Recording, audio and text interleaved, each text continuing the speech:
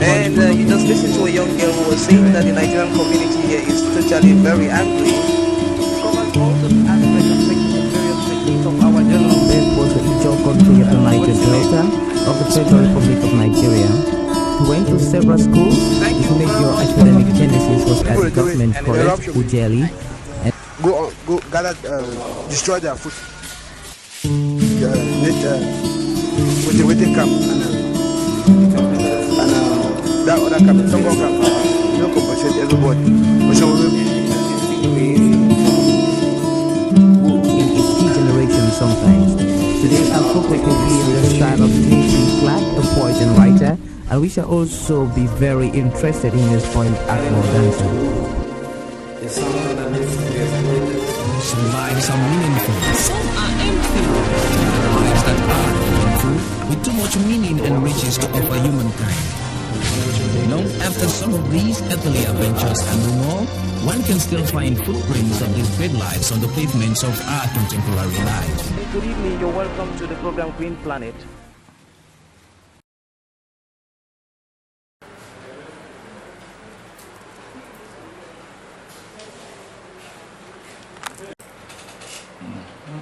Good evening, thank you very much for talking to people, places and events and to the African Center for Community and Development. What are your names, sir? Yeah, my name is Peter Louis Ndifor. I'm a physician, a private health physician on family practice. I practice in Limbe, Cameroon.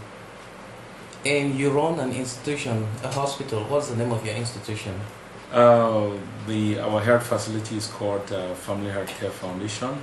Family Healthcare Foundation is a community project that has a non-governmental organization. It has a clinic and it has a community health education facility.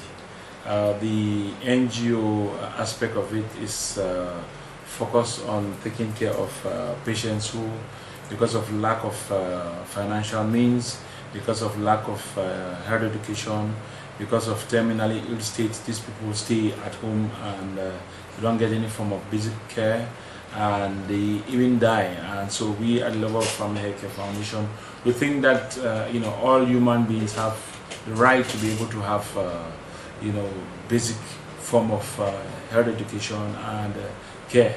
And so we founded this organization to be able to respond to the needs of providing free health education and providing free health care to those who cannot be able to afford that.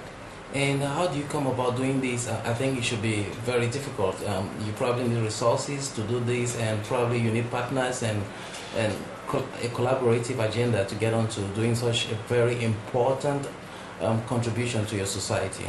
Yes, of course. I think it's a very Herculean task to be able to respond to this, and it's been very difficult. And it is for that reason that Family Healthcare thought of getting a fundraising arm of the foundation, which is the clinic.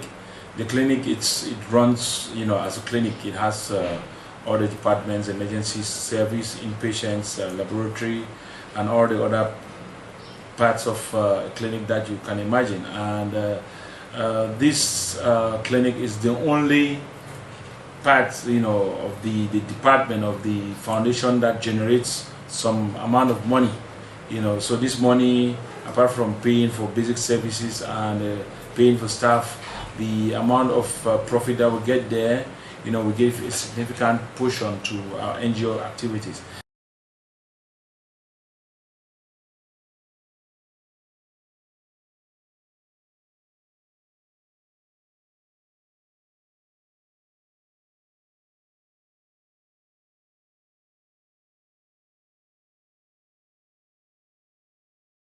Yes, the difficulties faced by the family healthcare is the same type of problem that is faced by similar bodies that are found in Cameroon, and I'm sure in Africa as a whole. That was funding, because a non-governmental organization carrying out charitable activities. We don't have a significant funding. For example, the government doesn't fund us, and so we now try to see if we'll be able to get funding from international bodies. And so it's been a bit very difficult. There are a few like Rotary International, like Lions Club, who've helped us out, and apart from that, there are some individuals in Limbe who, buy the idea of family health care, who have been able to help.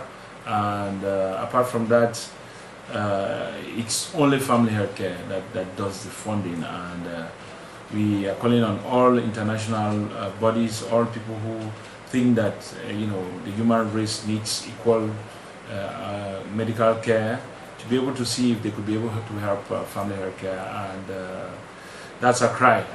And where will you think they should contribute or help family health care? I think the help that we need for family health care is actually in form of equipment, because even if the patients are sick and they cannot be able to afford, they need to have good diagnosis. They need to be able to have equipment like hospital beds and diagnostic facilities I talked about. Then we need medications, because that's actually the cost for medication contributes to about more than 85% to our expenses. So drugs, basic drugs, should be contributed if at all our foundation needs to get supported. And what is the vision for tomorrow in terms of what do you hope to achieve as an institution? What are your targets? Yeah, our vision is that we should be able to be comfortable in our practice. For example, the facility, the infrastructure. Now we are functioning in rented premises, which was not built, adapted for medical purposes. And so one of our objectives is to be able to get the foundation running on a preconceived idea of infrastructure that is, ideal for medical practice. And we've already started this, and we are at the level of roofing, which is very difficult for us to get. Financial resources are very limited, and that is one of our real targets that we think if necessary support is given us, then we should have that infrastructure get running. Apart from that, we should be able to reach out much more to people that we cannot be able to reach. It means that there are people who are really far, within the villages, within the hinterlands, that family health care cannot go, either because we don't have the means to be able to reach out. And if we have that facility, then we should be able to go right there, meet them, make sure that they have basic care, provide health education, and make sure that irrespective of anything, everybody has the basic care of health that our objective of our foundation is trying to carry out. This vision, is it linked to your personal vision? How do you separate the two?